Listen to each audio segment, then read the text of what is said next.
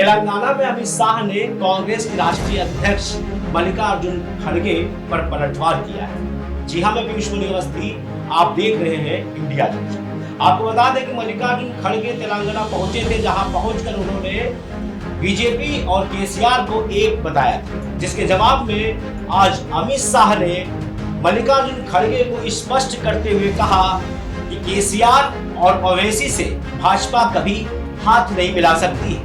देखिए इस रिपोर्ट में अमित शाह ने खड़गे और पूरी कांग्रेस को क्या कहा।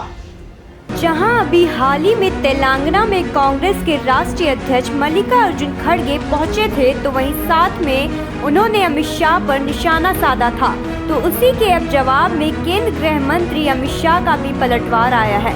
अमित शाह ने कांग्रेस अध्यक्ष मल्लिकार्जुन खड़गे पर हमला बोलते हुए कहा, कांग्रेस अध्यक्ष ने कहा है कि चुनाव के बाद केसीआर और बीजेपी इकट्ठा हो जाएंगे।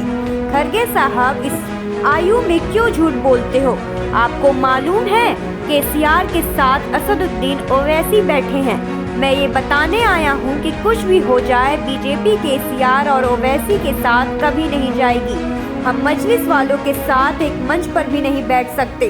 सत्ता की बात छोड़ दीजिए। अध्यक्ष जी तेलंगाना आए थे, उन्होंने कहा चुनाव के बाद केसीआर और बीजेपी इकट्ठा हो जाएंगे। खड़गे साहब, इस आयु में क्यों झूठ बोलते हो?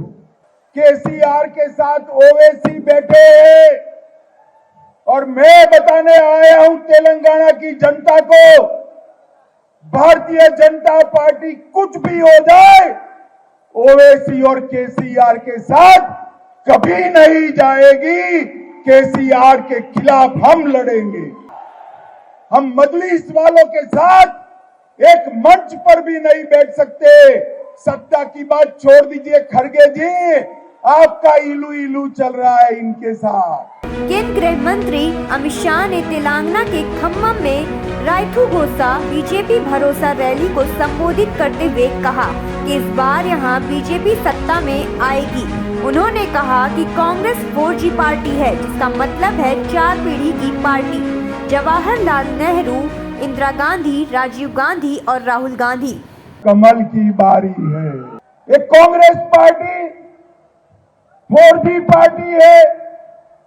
4G मतलब जवाहरलाल जी, इंदिरा जी, राजीव जी और अब Rahul Gandhi. 4 generation party. BRS 2G party है, जिसका मतलब है 2 पीढ़ी की पार्टी।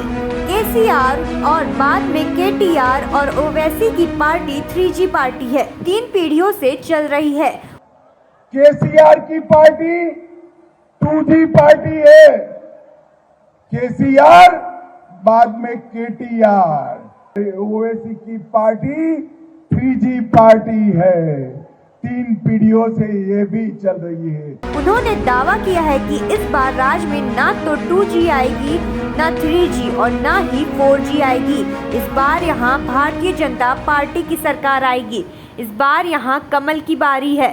ना 2G आएगा, ना 3G आएगा, ना 4G आएगा, अब कमल की बारी है। शाह ने कहा कि केसीआर ने तेलंगाना मुक्ति संग्राम के लोगों के सपनों को ओवैसी के साथ बैठकर चूर-चूर करने का काम किया है। केसीआर अब आने वाले दिनों में सीएम नहीं रहेंगे। इस बार प्रदेश में बीजेपी का सीएम बनेगा। मुख्यमंत्री बनेगा तो भारतीय जनता पार्टी का। उन्होंने लोगों को संबोधित करते हुए कहा, केसीआर की पार्टी का चुनाव चिन्ह कार है। वो कार भद्राचलम तक जाती है, लेकिन वो राम मंदिर तक नहीं जाती, क्योंकि उस कार का स्टीयरिंग ओवैसी के हाथ में है। उनकी पार्टी का चिन्ह गाड़ी है, कार है। कार भद्राचलम तक तो जाती है, प्रभु श्री राम के मंदिर तक नहीं जाती है, क्योंकि वो कार का स्टीयरिंग ओवैसी के हाथ में है, इसलिए वो नहीं जाते। वो यही नहीं रुके, भारत राष्ट्र समिति पर तंज कसते हुए कहा, हम जानते हैं कि आप केसीआर KTR को राज्य का मुख्यमंत्री बनाना चाहते हैं, लेकिन इस बार ना तो केसीआर ना ही KTR मुख्यमंत्री बनेंगे। इस बार यहाँ बीजेपी का मुख्यमंत्री बनेगा। आप केटीआर को मुख्यमंत्री बनाना चाहते हो, मगर इस बार ना केसीआर बनेंगे ना केटीआर बनेंगे। मुख्यमंत्री बनेगा तो भारतीय जनता पार्टी का बनेगा। तो वहीं हम बात करें कि बीजेपी के लिए तेलंगाना चुनाव क्यों जरूरी है, तो हम आपको बता दें कि 2024 लोकसभा चुनाव से पहले तेलंगाना चुनाव बीजेपी के लिए साउथ में लिटमस टेस्ट की तरह होगा। इस वक्त दक्षिण के किसी भी राज्य में बीजेपी की सरकार नहीं है।